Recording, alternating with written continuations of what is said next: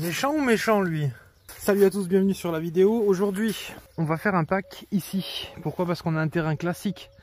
Ça fait un petit moment que j'étais pas venu et je voulais tester le Hotcast en 4S sur un terrain plutôt classique. En fait, c'est gazon, un peu de gravier, boss à backflip et goudron. Et là, on va pouvoir voir un petit peu comment il va s'en sortir dans ce genre de terrain. C'est son deuxième pack, hein, vous savez, j'ai pas roulé récemment, il est comme neuf. Il a malheureusement fait un pack en skatepark. Je dis malheureusement parce que ça leur fait toujours du mal. Mais bon, on n'avait pas été trop bourrin. Et on avait remarqué d'ailleurs que la carrosserie en un seul pack, je pense qu'au bout du deuxième, elle sera percée ici. C'est ça qui est fou. La tourelle ici, qui a un angle trop important. Donc je ferai un petit truc dessus. De toute façon, vous allez le retrouver en live, hein, l'engin, puisque on va l'autopsier, voir un petit peu ce qu'il a dans le ventre au niveau des amortisseurs et au niveau des diffs. Toujours le petit Vario Spectrum, moteur Spectrum, qui refroidit très bien. Le système ventile bien, en tout cas. Bon, on est en hiver, ça caille. Aujourd'hui, il fait 9,5 degrés. Ça caille, bon, on n'est pas non plus dans des températures extrêmement froides. Mais bon, on peut quand même fragiliser le plastique avec des températures pareilles. Voilà.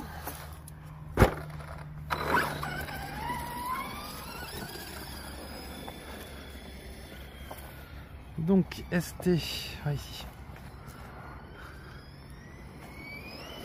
Donc toujours en 4S, hein.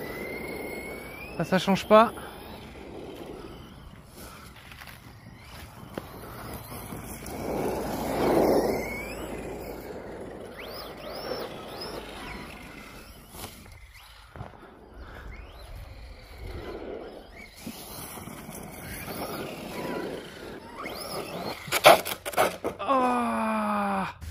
Ah, il a bien frotté en plus là.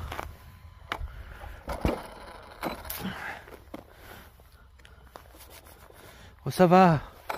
On fera un constat. Non, ça va aller. Il y a peut-être la carrosserie sur le côté. Non, c'est bon. Ah, mais c'est quand il part en fait.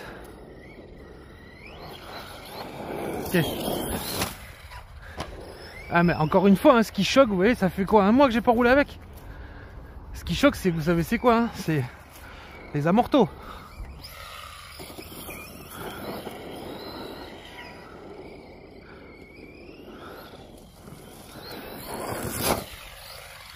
J'ai déclenché le sauve cerveau. Je l'ai senti.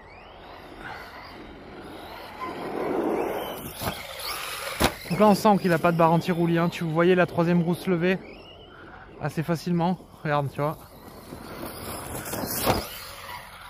Il n'a pas voulu faire de saut pair, mais bon.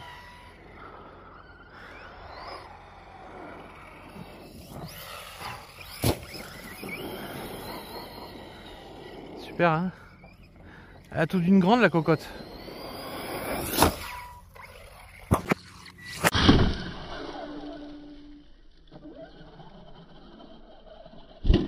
Ah, fallait que j'en rentre un, hein. Je suis désolé. Ça faisait trop longtemps que j'avais pas fait de front.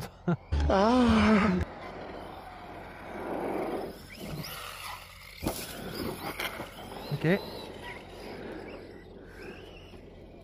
vois, hop, il s'est déclenché le sauve.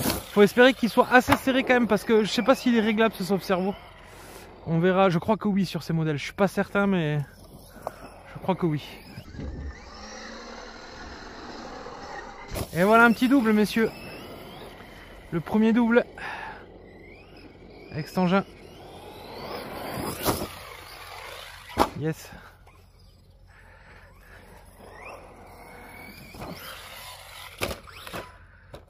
Je prends bien plaisir. Bon, en fait, je vais vous parler très franchement. Il y a un souci sur ces machines-là. C'est que, telles qu'elles sont là, quand elles sont d'origine, elles vont être fiables. Le truc, c'est qu'après 5-6 packs, voire 10 packs, il commence à se passer des trucs. Du coup, je peux pas dire oh, c'est génial et tout, c'est ouf. Oui, elle est bien faite. Elle a tout d'une grande quand je l'essaye là. Vraiment. Elle a tout d'une grande. Elle a un vrai comportement. Elle se rattrape bien, les pneus sont bons. C'est un tout. Maintenant, il y a des, pour moi, il y a un défaut majeur dessus là. Support moteur d'origine, qui on sent hein, quand elle prend un gros choc, on entend que le calage des dents n'est plus le même. Je vais aller pointe et saut. Ouf. Vous voyez que ça marche, hein. Ça marche fort quand même, hein. Parce que sauter autant que ça.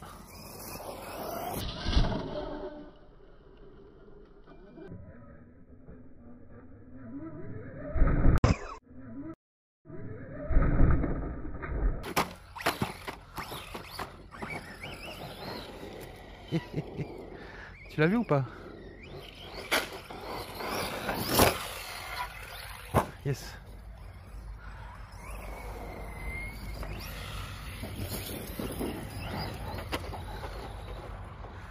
Il y a des roulettes en derrière, hein. Vous abîmez pas l'aileron quand vous faites ça.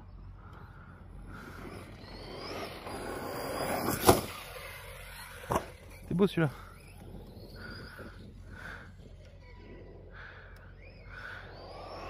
Ah, tu vois la troisième roue qui lève? C'est parce qu'il n'y a pas de barre anti-roulis ça.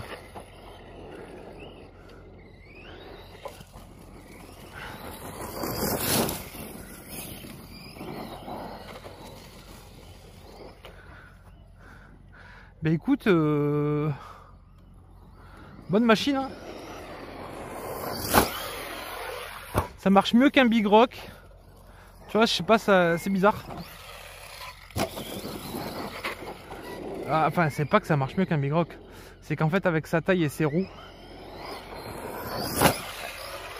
elle se comporte mieux et du coup, ça t'élargit ton panel de fonctionnement, on va dire. C'est-à-dire, avec un Big Rock, tu vas être vite limité, par exemple, sur les virages serrés, ça va se retourner. Là, bah, là, ça a l'air d'aller.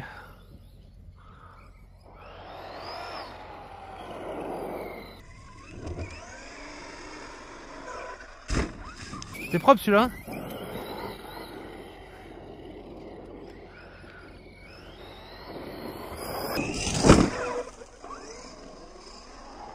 Celui-là aussi était propre.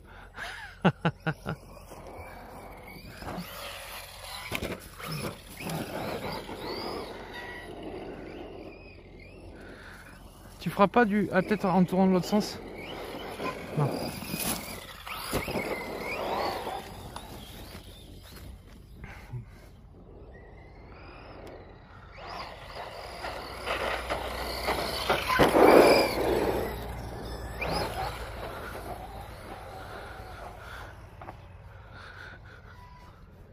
Dommage l'entre-dents qui bouge hein, parce que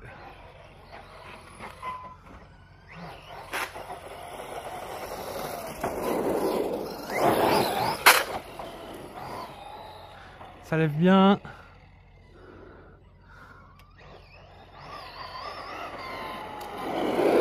Bien calibré. C'est cool ça. Ils l'ont vraiment très bien calibré l'engin. N'est-ce pas Fabien?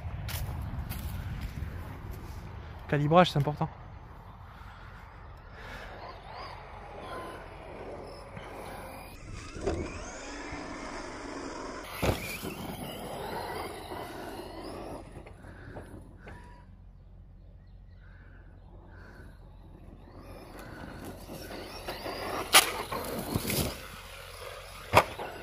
Super.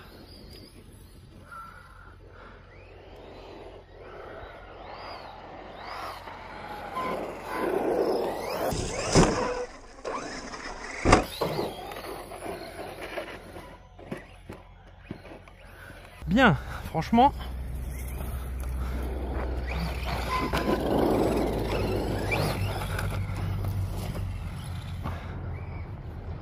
Après, comment tu veux conseiller ce genre de machine? C'est impossible à conseiller. C'est impossible à conseiller. Il y a le 6S qui existe. Qu'est-ce que tu veux faire? Tu prends le 6S, c'est 100 € de plus. Bon. Allez, ouais. Je sais pas. Ah, moi ça. Je pense au skitter au début quand... C'est comme ça qu'ils auraient dû configurer le skitter. De manière à juste faire ça.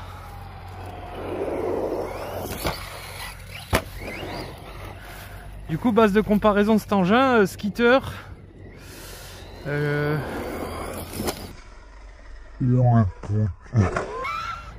Dis-le, Romain, le poteau stop, tu l'avais pas vu celui-là? Traxxas Max. Les engins en 4S. Donc oui, effectivement, à côté d'un Traxxas Max, vu comme ça, hein, ça me paraît un peu faiblard. Mais ça doit être assez amusant. Un mec, je sais pas, un mec qui kiffe cette machine en 4S, tu vois, et qui va la confronter à un Traxxas Max avec le temps pour voir, tu vois. Ça peut être assez kiffant. Parce qu'au niveau du ratio, on n'est pas loin du Traxxas Max. Hein. Voire kiff en vérité. Donc qui tient le mieux, lui ou Traxxas Max? Alors là, impossible à dire pour l'instant. Et ensuite, est-ce que la qualité des transmissions Arrma sur cet engin-là sont au niveau du Skitter, par exemple, de chez Coralie, ou au niveau de Traxxas dans leur système de grosses dents? Oh, pas beau cette bière là. Ça, c'est des. Ça, c'est pas possible d'être aussi con.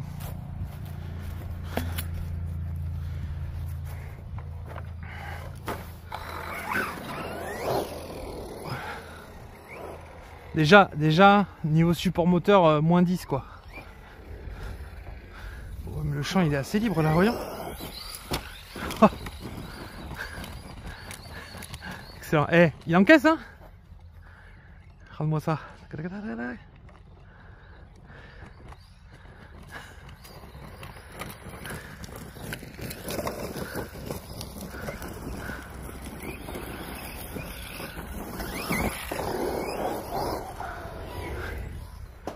Ouf.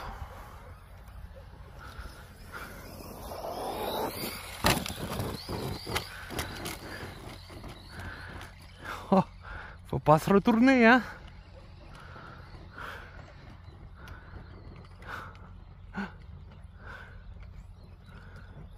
Ouf.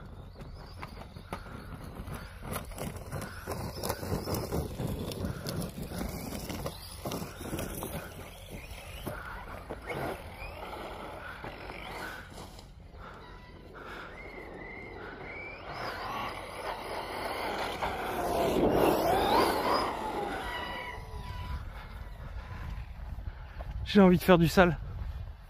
Oh c'est beau. Oh c'est beau.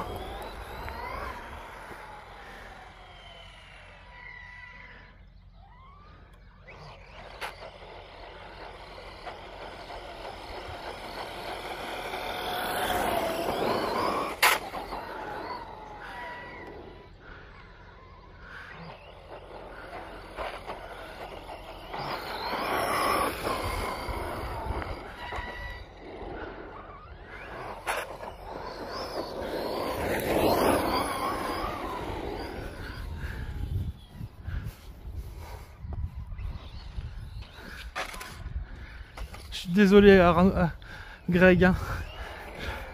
Je me fais des petits retournements là. Je raye la carrosserie au-dessus. Je te ferai un truc en 3D. Je vais faire un truc en 3D là pendant le live pour protéger ça parce que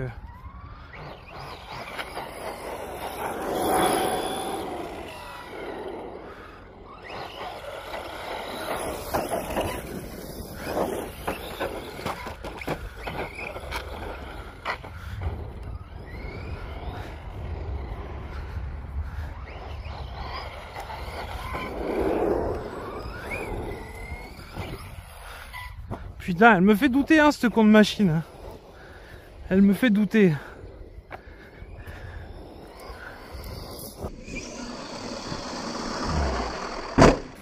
Elle a vraiment tout d'une grande, hein.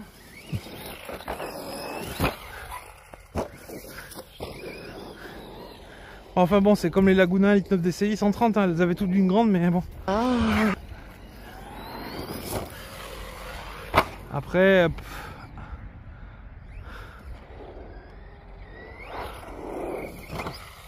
Puis la consommation a l'air super basse. Putain, je suis désolé Greg. Elle a une fâcheuse tendance à faire ça. Oh, tu me saoules à te retourner. Consommation plus qu'honorable. Hein.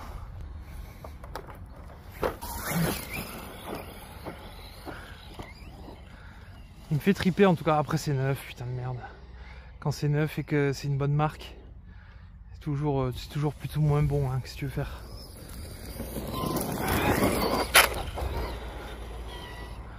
C'est vrai qu'il m'a débridé la patate, tu sais. Je peux faire des wheelings quand je veux. Regarde ça, hop. Là, pour faire du 2 roues, par contre, c'est compliqué. Ah!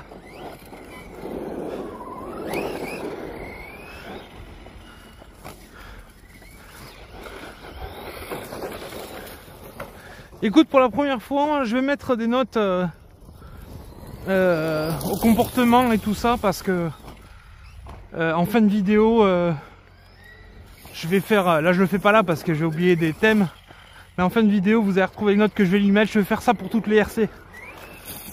Je vais lui caler ma note, et puis après ça peut peut-être leur servir un peu de,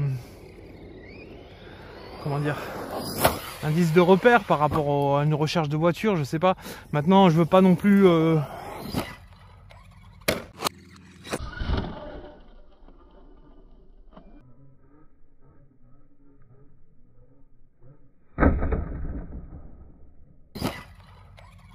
Oh, oui, oui, c'était pas beau ça. C'était pas beau. Est-ce que je vais augmenter la note?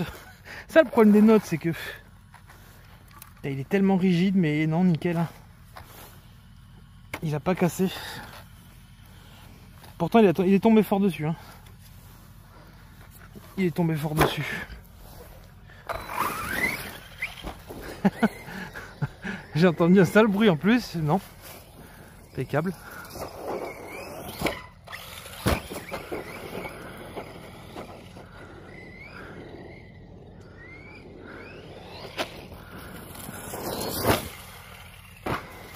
Ou sinon...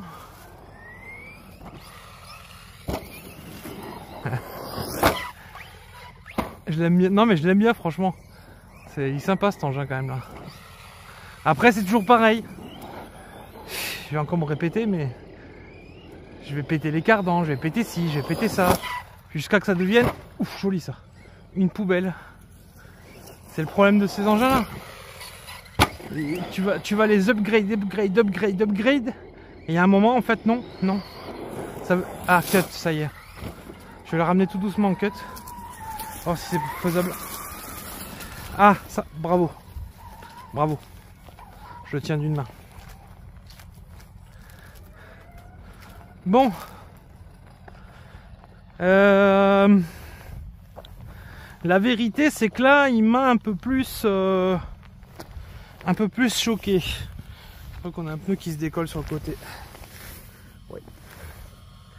Et le pneu qui se décolle. Hein. Alors ça c'est quand même triste hein, pour du 4S seulement. C'est assez triste. Mais bon, de toute façon pas de problème. Les pneus ça arrive souvent que ça se décolle. Ça c'est pour la miniature les gars. Encore bien surpris là pour le coup. Je vous dis, la seule chose qui me met le doute, bien sûr c'est toujours la fiabilité. Parce qu'on ne sait pas avec le temps. Là pour l'instant je trouve qu'il a bien encaissé. Maintenant vous avez vu que mon pilotage est plutôt propre. Et j'ai fait une sale retombée sur l'aileron. J'ai mangé une petite pierre sur le pare-choc. Donc bon, quelques pètes quand même qui font que cette voiture est quand même solide de base par rapport à d'autres voitures. Donc oui, pour l'instant je valide pas mal ce petit modèle. Après vous voyez que là, ça c'est la tourelle en dessous en fait qui nique la carrosserie. Et là exactement pareil. Donc ça il faut mettre des petites feutrines, des conneries comme ça. Et ça c'est pas une belle miniature, je préfère ça à la limite. Donc ouais voilà, encore surpris. Je ne suis qu'en doute, hein. je ne peux être qu'en doute avec cette machine. La qualité des pneus, même si elles sont décollées, sont bons. Les amortisseurs m'apportent bonne satisfaction. La commande et la sensation de pilotage m'apportent beaucoup, j'aime beaucoup. Donc pour une première entrée dans un véhicule freestyle, je dirais oui quand même, hein. Je dirais oui. Bon, enfin voilà, je peux pas en dire plus. On va la regarder en live. Il me faudrait une bonne dizaine de packs dessus encore pour pouvoir dire si cette voiture est valable ou non. Voilà, je vous embrasse, merci d'avoir regardé cette vidéo et à très bientôt. Ciao et vive le modélisme.